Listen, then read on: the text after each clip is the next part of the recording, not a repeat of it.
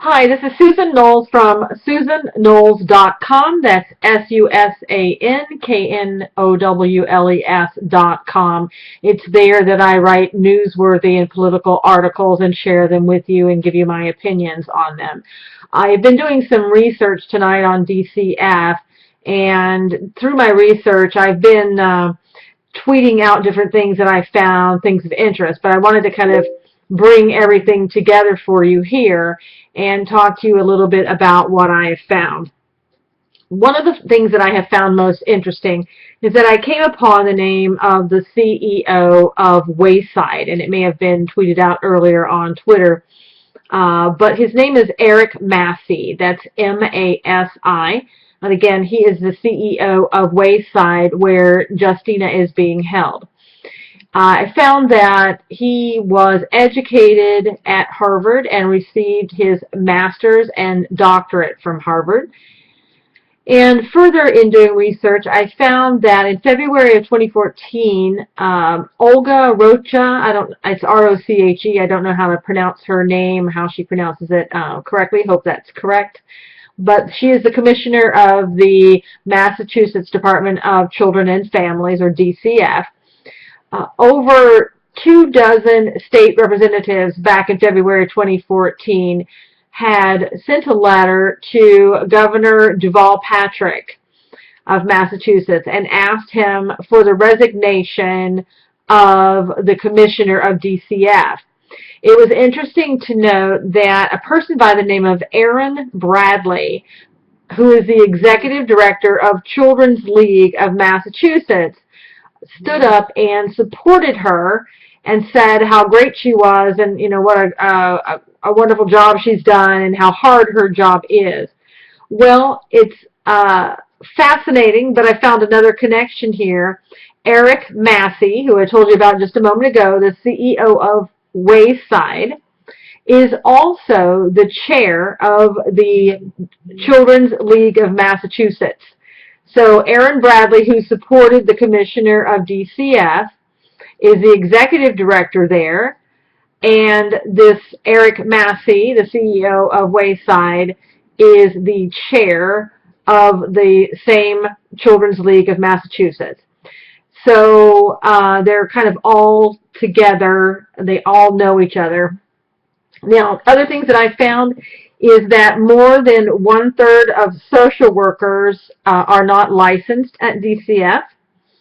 I also wanted to let you know that anyone may anonymously file a 51A in Massachusetts, which is a report that if you suspect a child is being neglected or abused, you may file this report.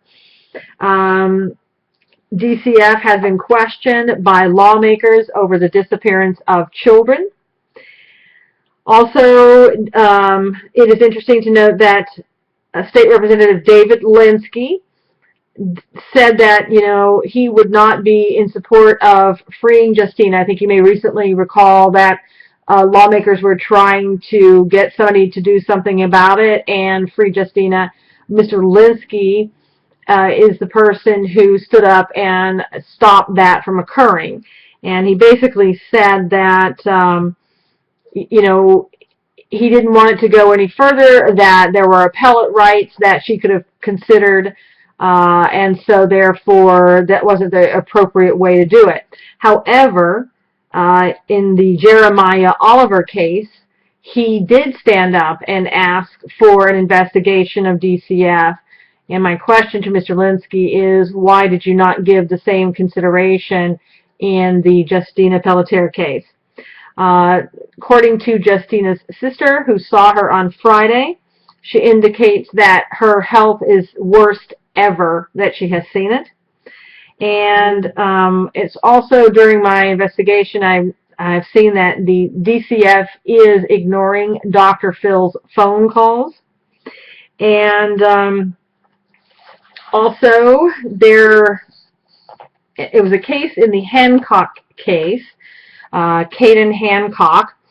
There were numerous reports allegedly filed, a 51A report. I think there were over 60 reports that were filed on this one child, and the child ended up being killed allegedly by its mother. And DCF was accused of ignoring all the 51A reports. The other fact that I learned is the Attorney General Martha Coakley, called for an investigation of DCF when a child died in their custody, but she has ignored any attempts in this case for the public to get her to investigate DCF again. And my question would be, does Justina need to die before Ms. Coakley is interested in an investigation? And also, Ms. Coakley is running for governor in Massachusetts, so perhaps someone could speak with her about perhaps this is in her best interest in running for governor, that she launch an investigation into DCF.